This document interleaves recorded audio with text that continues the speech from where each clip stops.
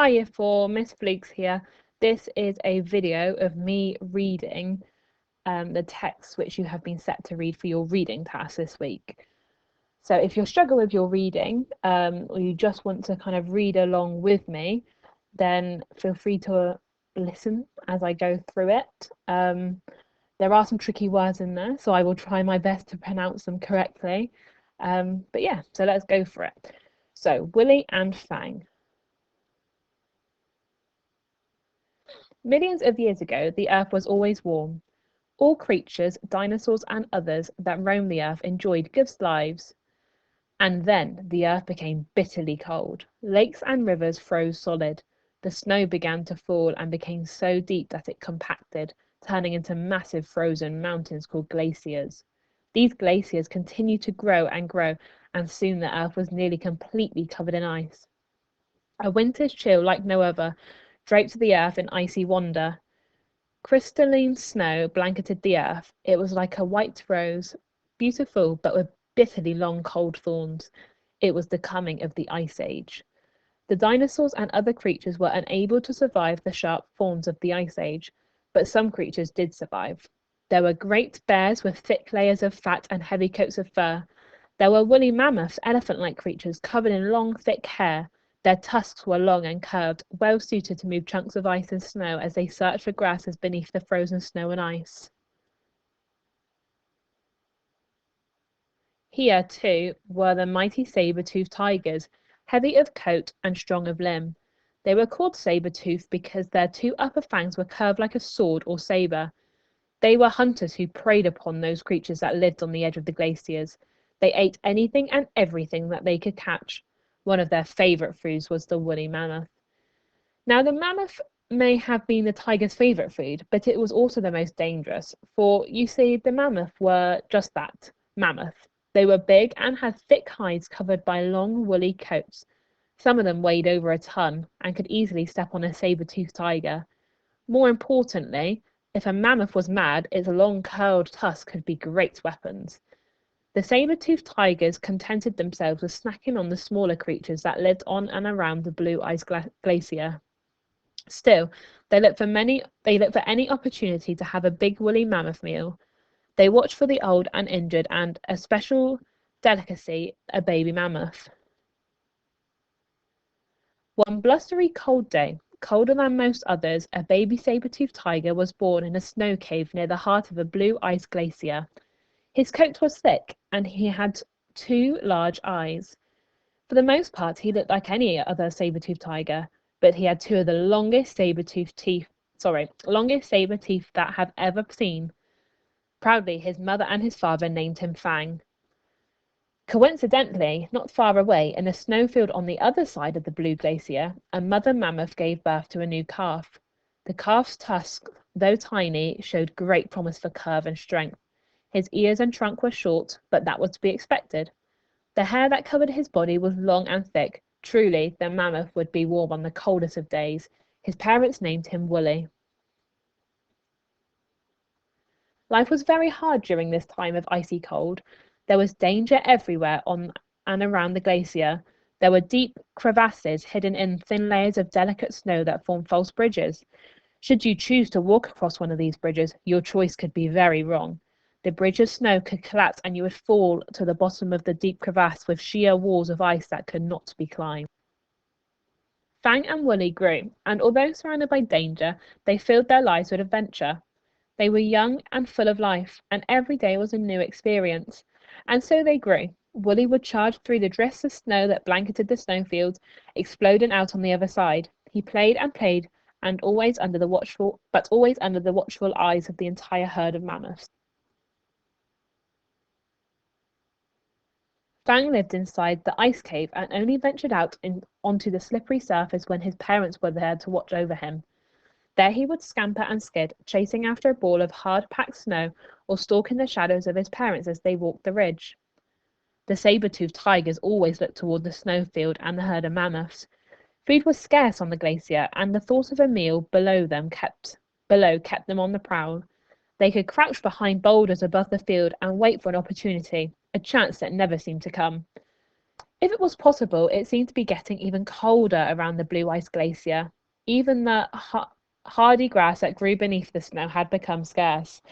The herd had moved the snow in the field from over the grass, and there was nothing left to eat. So it came to be that the mammoths had to move away from the glacier. They began a migration toward the south to find warmth and food. The glacier formed a mighty U around the snowfield. The fastest way to the south would force the mammoths to climb up over a steep, narrow section of massive ice. Because of the cold and lack of food, it was a risk they had to take. Woolly, being the youngest, was placed in the middle of the herd.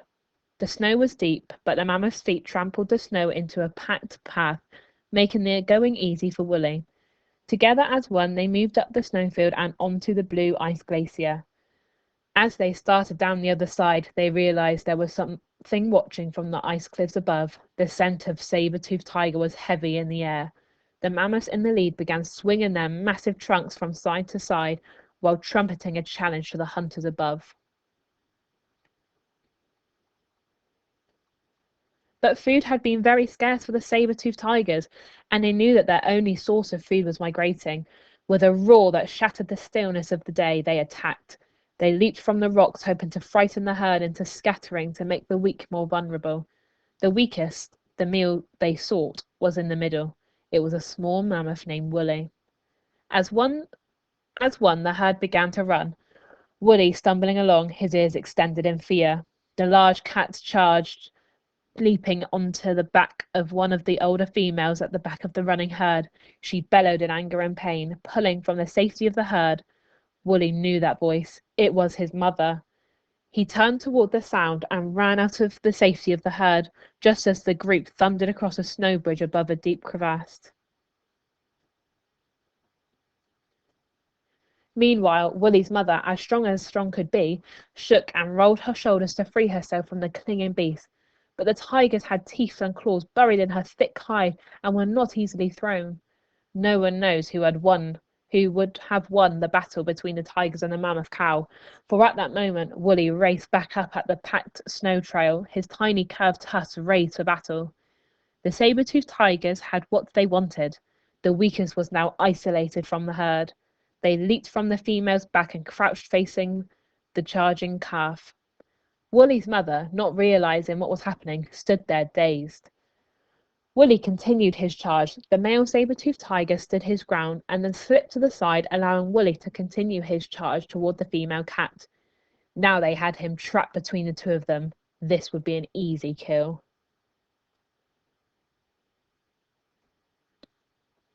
The large female cat hissed and hunched her massive back, the coarse hair bristling. Her mouth was wide open, exposing the lower, razor-sharp teeth. Her long fangs curved down from above. Woolly skidded to a stop. He turned to run, only to face the male, who was crouching behind, waiting to attack. Woolly was trapped. Fear overcame him, and he stood there frozen still. His trunk swiped back and forth in the snow, matching the angry snaps of the cat's tails. Then, just as all seemed lost, all was saved. The ice shook with the thundering feet of Woolly's mother. She had shaken off the pain of the wounds, and she attacked. Then the attacked became the attacker. With her trunk, she grabbed the female saber-toothed tiger from behind and lifted her high in the air. Then, with a twist of her mighty head, she dashed the cat onto the ice. One thunderous step, and the tiger was dead. She quickly turned her attention to the larger male saber-toothed tiger, who had swung at Woolly with his massive clawed paw.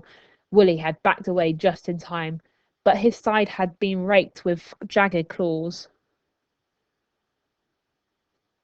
Woolly's mother lowered her massive high-domed skull and charged. The saber-toothed tiger, focusing only on the meal at hand, never saw her coming. Her head smashed into his side just as he attempted to finish Woolly off. Using all her massive weight, she pressed down on the saber-toothed tiger, and instantly he, too, was dead. Blood dripping down from her side from the wounds on her back, she turned to see if there were more, but there was nothing there, except for a small, frightened mammoth calf. Time was running out. Urging Woolly to follow, she hurried back to the snow-packed trail to the narrow ice bridge along the crevasse. She started across, with Woolly following. The snow bridge, weakened by the herd that had gone before, began to crumble. Chunks of snow and ice broke away as the bridge slowly collapsed. Wooly stopped at the last possible moment, stepping back onto the solid ice of the glacier. With a gasp, he watched as his mother fell from the bridge into a seemingly bottomless chasm. His heart pounded and large tears formed and rose and froze in the corners of his eyes. His mother was gone. Worse and worse, he was trapped on the glacier, and the herd was on the other side, fading from view. He trumpeted a long, lonely tone that echoed down into the chasm, and then there was only silence. Willie's call did not go unheard. From an ice cave not far away, a young saber-toothed tiger first heard the blood call of his parents, and then, last, the haunting farewell from the young calf. So that is the story. I hope you enjoyed it and my excellent reading skills. So there's an extra bit on page 24 that you can see. Now I'll read this out to you as well. This is your challenge on Friday to have a look at, okay? But I will read it to you now. So on Friday you can come back to it and have a little look at it. So now the ending of this story is up to you. What's happened next to these two young creatures trapped in isolation on the blue ice glacier? What do they do for food? What does Wooly do for shelter? Does the hunter become the hunted? Just how will it end? The author would like to know what you think and why. So that's exactly what you'll be doing for your challenge on Friday. So don't worry about that for the minute, okay?